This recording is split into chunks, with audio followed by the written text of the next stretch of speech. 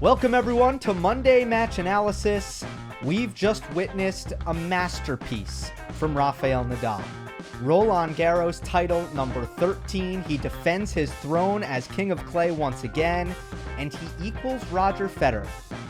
A record that he's been pursuing for so long throughout his entire career. He's finally tied with Roger Federer with 20 major titles. Congratulations to Rafa Nadal, his team, and his fan base for a really great moment on Sunday for him and an unbelievable milestone. His dominance at this tournament continues to be one of the most spectacular and impressive things in all of sport. Straight set victory over Novak Djokovic for Rafael Nadal. 6-love, 6-2, 7-5. If you're new to the channel, what I do here at Monday Match Analysis is break down the most important ATP matches with a level of nuance and detail that I hope can make some sense of what happened. And that's what I'm going to do here. It's one of my 4 favorite days of the year, my friends. I love the Mondays after major finals. There is nothing better. I live for it. And this reminded me of Australia 2019. Because so often, and especially we've had a lot of 5-setters where we're talking about epic matches, back and forth, tight.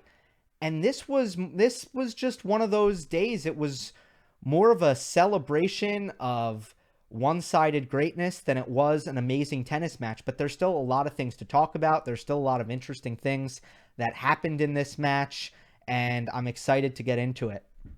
I want to hit 4 major points on today's episode. One of them is just the general. First, we'll start with the general plot lines of the match. Then I want to talk about short points. Then I want to talk about drop shots. And then I will talk about conditions. So that's on the agenda, breaking down the 2020 French Open final between Rafael Nadal and Novak Djokovic. I just want to start by saying Nadal did so many amazing things in this match and was so incredibly flawless, especially in the first 2 sets. And in the third set, he was borderline human, but especially in the first 2 sets, he did so many things. I mean, masterpiece is the word that comes to mind. He really did paint a masterpiece over 3 sets. So from just robotic consistency on sustained aggression off of both sides. If you are having an argument with your buddy about Nadal's backhand and you're trying to say, if someone tells you that Nadal's backhand isn't great, show them this match. It is underrated. It's a shot that does not get enough respect. From the variation to the brute force to the consistency, this was one of the best backhand matches I've ever seen from Rafa Nadal. The forehand was firing as well. The return of serve was out of this world. The hands, the creativity, the improvisation that he showed at times, the variety, which he uses so well on clay against Djokovic whenever they play, was on full display once again. And the movement and the court position and the shot selection, all those little details just seem to be so calibrated today. He played miles better. I'm saying today, full disclosure, I'm recording this late Sunday night, and it will drop early Monday morning. So just the little details. It was such a complete performance from Nadal. And we will get into the spots where Djokovic went wrong. I will say this. What I felt happened in the first 2 sets was Djokovic came out with a decent level and was competitive, but Nadal was so good in the early stages of those sets that when Djokovic didn't get any payoff from the level he was bringing to the court, he got frustrated or discouraged. I think discouraged is a much better word, actually, for how Djokovic felt. He got a little bit discouraged by how well Nadal was playing, and Novak actually said after the match that he was surprised with the level that Nadal brought to the court. So I think right off the bat, that happened in the first set, and then it happened again in the second set.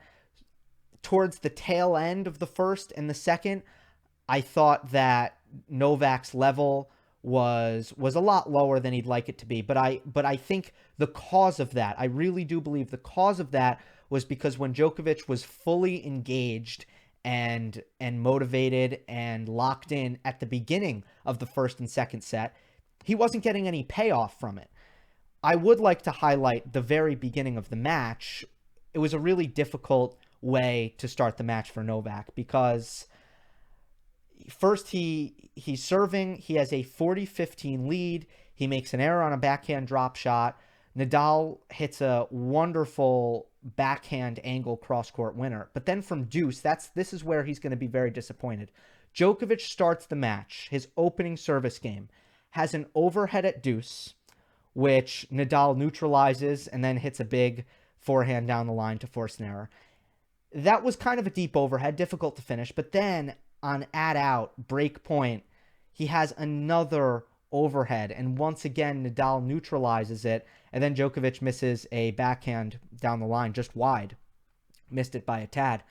To have an overhead, first to be up 40-15, and then to have an overhead on the last 2 points from deuce and to not win either of them has to be just a very deflating way to start the match.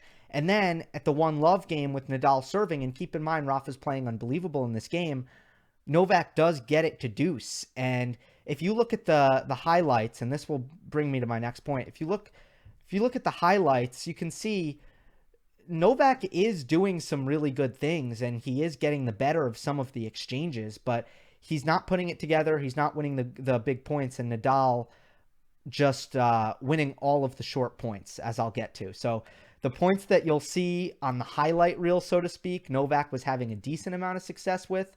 The points that you won't see on the highlights, Novak wasn't winning. More on that in a moment. But when Djokovic gets to deuce at 1-love, he goes for a questionable backhand drop shot, hits the bottom of the net. And then he hits a backhand, long rally here, hits a backhand just beyond the baseline by an inch or two. So he's in these early games. It's a tough way to start. And then in the second set, and then Nadal, by the way, just this is a given. It's a bagel set. Now you'll notice that almost all of these games were actually close, which is just kind of funny. It was one of the closer 6-love sets you'll see, but it was 6-love nonetheless. And Nadal was just, again, it's difficult sometimes, and I'm going to pinpoint errors, but he was better in every way. One thing to point out in this first set is Djokovic's first serve percentage was in the dumps, and Nadal was serving better. Again, I don't want to get ahead of myself. I keep getting tempted to talk about these things that I'm not ready to talk about yet. In the second set, Djokovic finds his serves really well in this first game, and gets a couple of service winners and some serve +1. And every point he wins in this first game of the second set, Djokovic dictates. Then Novak has an opening at love 1. He could go up a break at the beginning of the second set. Again, I'm just trying to explain. I believe that Djokovic was better at the beginning of the sets and then faded because he was discouraged by Nadal's play. Djokovic misses a second serve return at 15-30 at love 1. I thought it was one of the most costly misses of the match for Novak. And then really big hitting on a cross-court rally, and Nadal with a big heavy forehand forces an error by Djokovic on the backhand that he hit wide. And then Nadal gets a service winner at 40-30. Rafa served beautifully in the first 2 sets. Beautifully. And then Nadal gets the break at 1-all. Again, a close game. It is deuce. Djokovic hits another drop shot. Nadal gets to it, knifes an angle slice cross court for a winner. And then Djokovic hits a forehand unforced error. 3 forehand unforced errors at this 1-all game. So then Nadal up a break.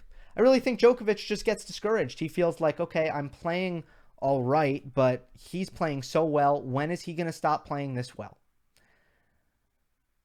When is it going to stop? And it really didn't. He never relented until the middle stages of the third set, when he had a little blip, like a couple games, maybe 15 minutes in this entire match where Nadal wasn't playing incredible and making no errors, just basically never missing. I think 8 unforced errors through 2 sets for Nadal. insane. Okay, I want to get to the next topic, which is short points. This is important. Oh, I guess maybe I should finish the plot line of the third set. Yeah, let me just finish that. Djokovic starts to get some errors out of Nadal, and Nadal misses more serves.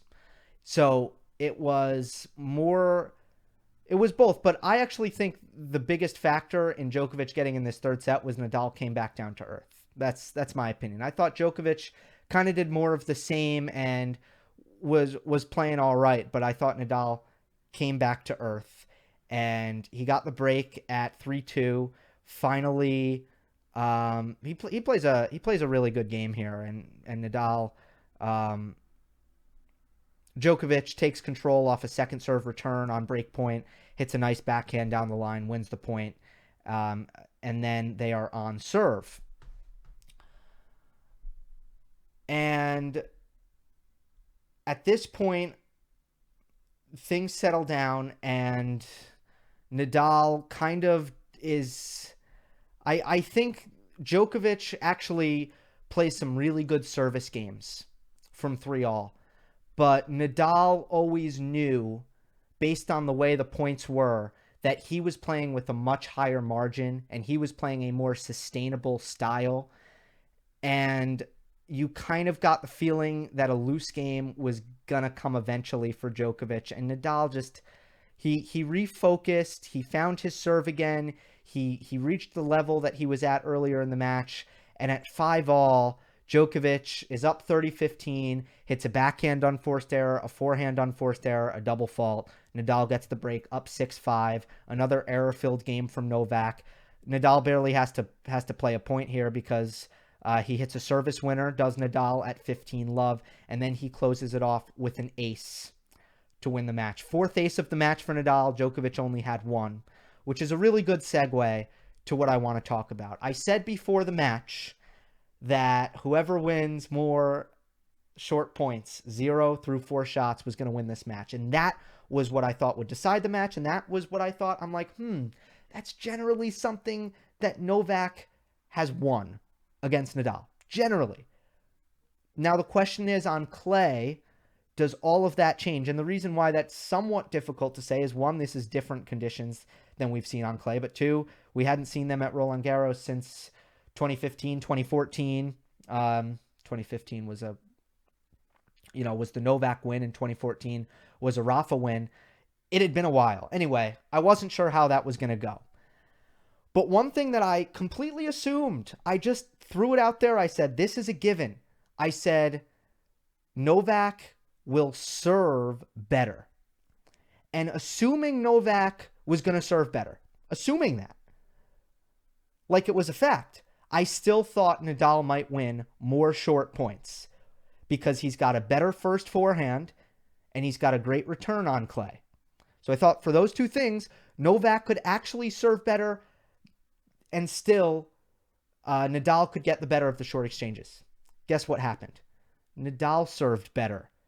So you knew if that was going to happen, there was no way Novak was going to be able to win the short points. And it was really lopsided. In the first set, 0 through 4, well, first of all, in the entire match, it was 53-25 in favor of Nadal. And by far, if you look at 0 through 4, 5 through 8, and then 9+, by far the real deficit here was 0 through 4. In fact, Djokovic won more points, 5 through 8. Anyway, in the first set, it was 15-3 Nadal. Djokovic was 42% on first serve. So when I saw that stat at first, and Novak barely won his first serve points even when he did make it in play. When I saw that stat, I assumed, okay, look, Nadal served great in the first set. Djokovic served a low percentage. That's why that stat is so lopsided. Here's what happened. Djokovic's first serve percentage in the second and third set, he was above 70%. Both sets. He started making the first serves. It still didn't matter.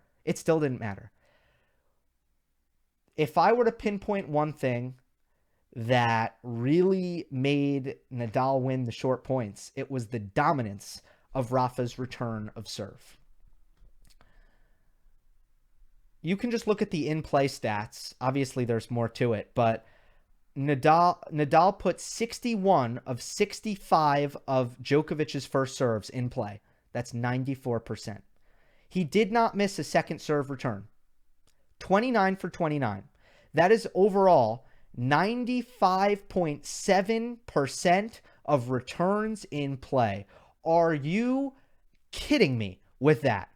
You have got to be joking me with how good that is. And it does make you wonder, and I've thought about this before, so it's not like I'm completely overreacting to one match. I don't want to do that. But the reality of clay court and slow court tennis is the slower the court gets, the more the return of serve begins to resemble a regular ground stroke. But we do this thing is we use a blanket statement and we say Novak Djokovic is the greatest returner in the world or of all time, defensively of all time. We say that all the time. I believe it to be true. I'm not going back on that or anything. But if you really, let's say this, it might be worth throwing in a qualifier and saying that Nadal might be a better returner on clay court.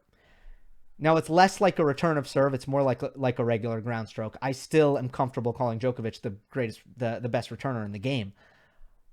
But this performance was just a reminder that on clay, no longer is the Djokovic return incomparable to the Nadal return, and it is conceivable that the Nadal return is better than Djokovic's return on clay. Very conceivable. Second serve return, almost definitely better than Nadal's second serve return on clay. But, I mean, the return was just outstanding. On Novak Djokovic's serve, I'm about to tell you a stat that should never happen.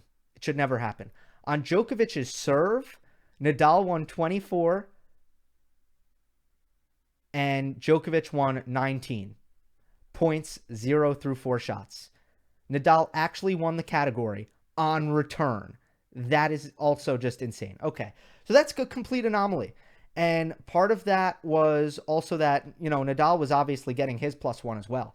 Nadal was serving well, with the exception, one of the nitpicks in this match, I literally have two for Nadal. If you must know the two things that Nadal, I feel almost silly saying this. The two nitpicks for Nadal is there was a portion of the third set where he stopped making first serves.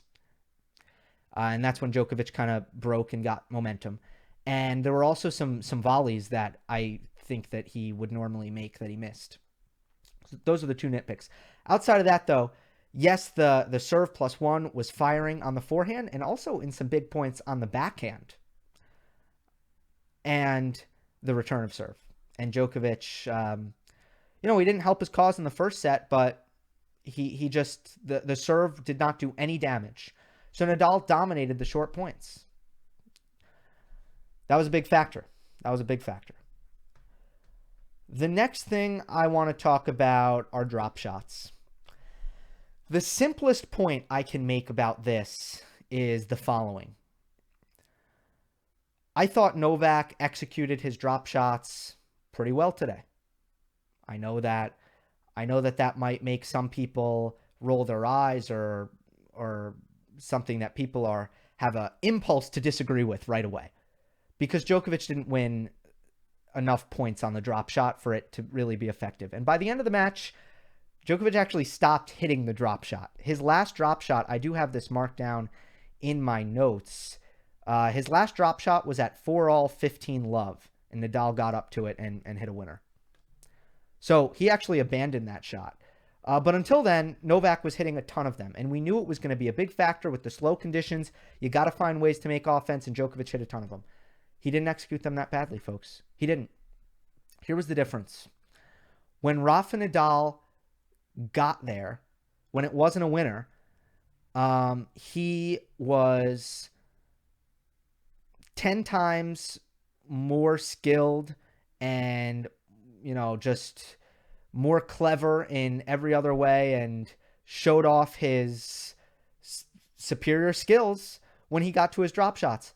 There were plays that Nadal was making that Karen Khachanov won't make, that Pablo Carreno Busta won't make, and that Stefanos Tsitsipas won't make.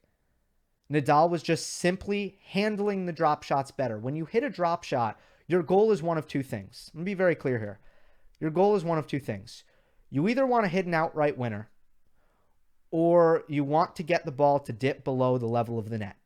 And even if your opponent gets to the drop shot, if they're hitting it below the level of the net, you're forcing them to hit up on the ball. And that is a victory for the drop shotter. They love that because that's a very difficult position. You are running up and you have to hit up on the ball, and you're at the net. So you're vulnerable. If you don't hit a good shot, you're going to get passed, or you're going to get lobbed. And Djokovic and any smart player will often follow up their drop shot to the net so they could put away the volley easily. You don't have much time to react. The screenshot I'm showing you right now on YouTube was a lot of what Nadal was dealing with against the Djokovic drop shot. Djokovic likes this screenshot. The pause I have with Nadal sliding forward and Nadal on his backhand digging the ball way below the level of the net. Djokovic just beyond the service line, ready for it. Djokovic thinks he's going to win the point here. If I showed him this picture, he'd say, yeah, I love this. This is great. I'm cool. I have the lob. I could put away the volley. But Nadal just was doing great things. That's a short angle pass at 1-3. Nadal gets the break in this game. That was also a great point, by the way, where Djokovic defended an overhead and then hit the drop shot later. Just look at the things Nadal was doing when he got up to the drop shot. Look at the shots he was pulling off. Most of Djokovic's opponents can't do it. Nadal was a different beast, plain and simple. That was the number one factor with Novak's drop shot effectiveness. He missed some. I don't think he missed a crazy amount. I thought he made a lot.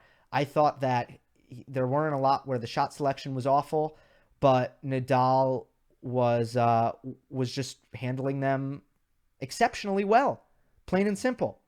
Here's the second factor, court position. Nadal was ready for the drop shot. He was very ready for the drop shot. And maybe this was not only about defending against the dropper, covering the dropper, but also about the slower conditions. But Nadal was playing further up in the court than usual. He was getting up on the baseline. Watch Nadal return serve in this match. He hit the return and he got up. Immediately took the baseline.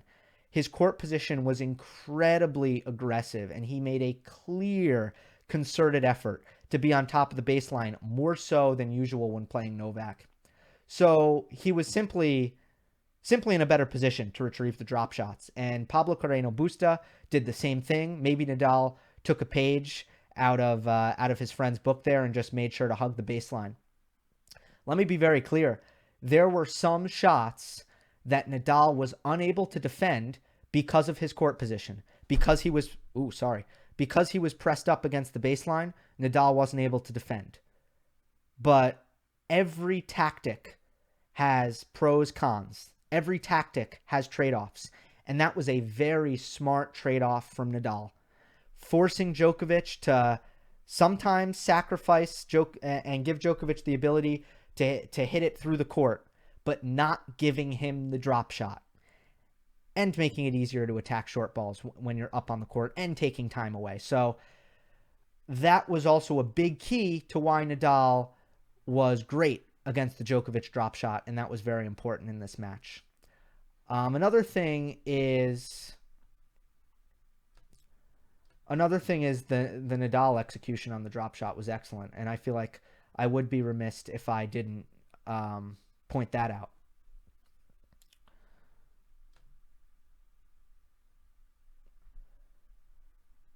All right. Conditions. Let's talk about conditions. A couple things. The first thing I'll say is I'll go in order of importance. More than anything, the condition... First of all, this was a misread by... I don't want to pat myself on the back, but I'm just going to say what I've already said, and I'm just going to say it after the match when it proved to be correct. And I don't feel bad about it because I said it before the match. Everyone was talking about the height of the bounce. Everyone. What about the speed of the court? What about the fact that Nadal's tools are better equipped to play on a slow court than Djokovic?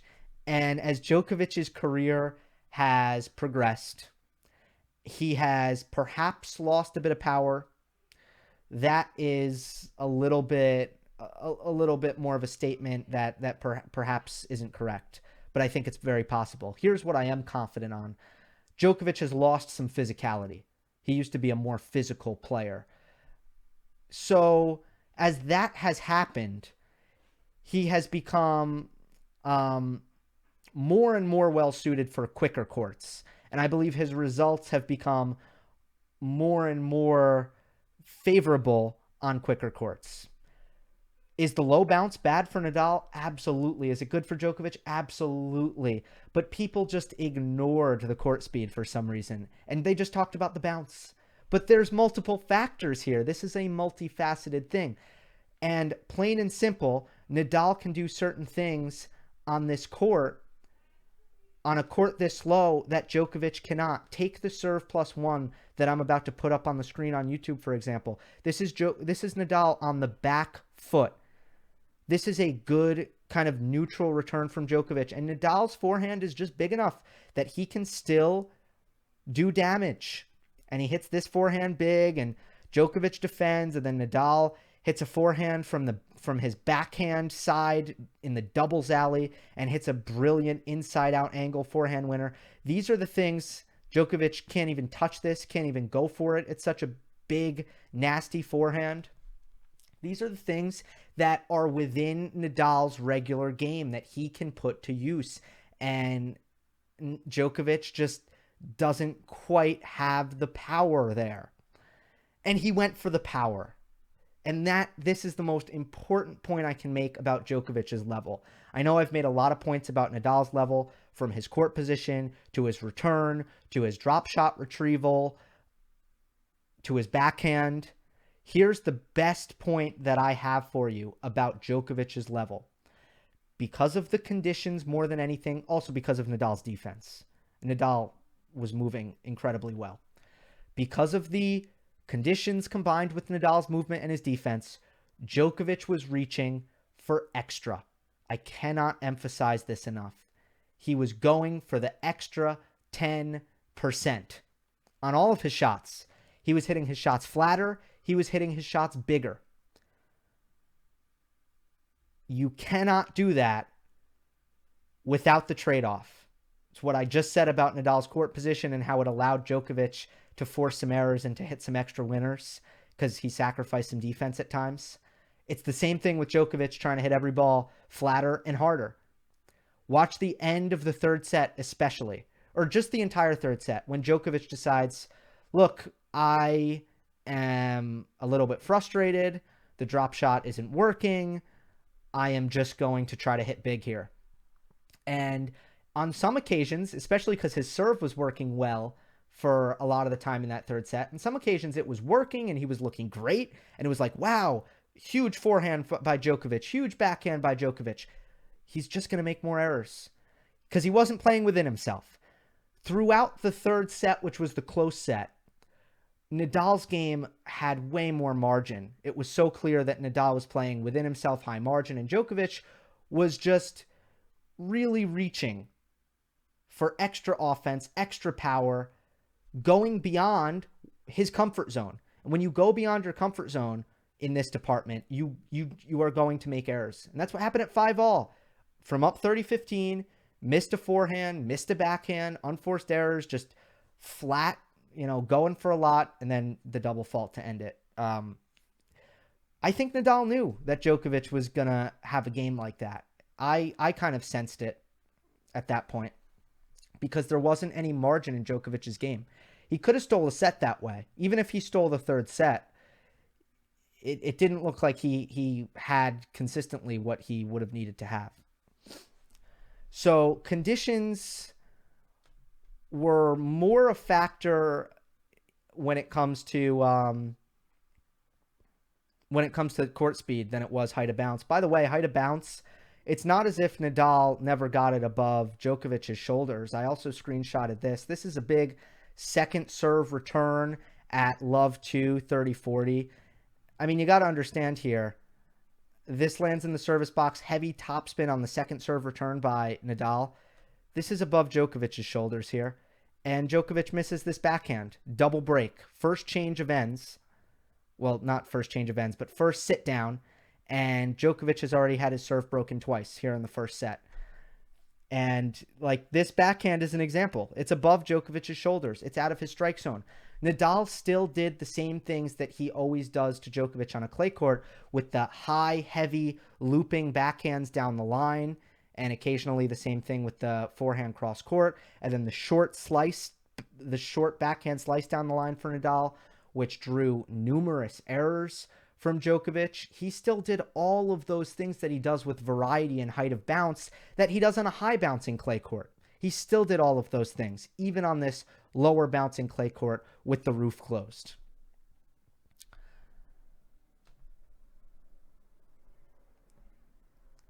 That is just about all I have. I think I've exhausted the points that I wanted to make.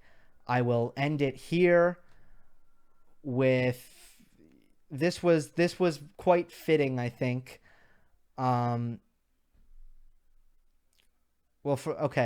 just thought of one other thing.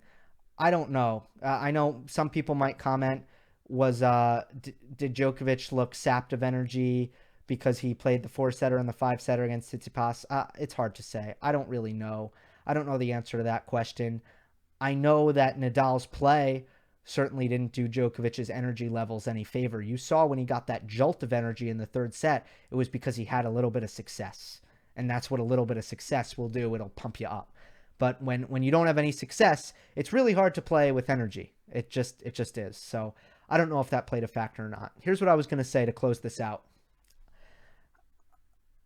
With everything so different, from the new balls to the cold temperature to the nighttime tennis under the lights to the roof to the October start date to the 1,000 fans, it was poetic seeing something that we are used to seeing.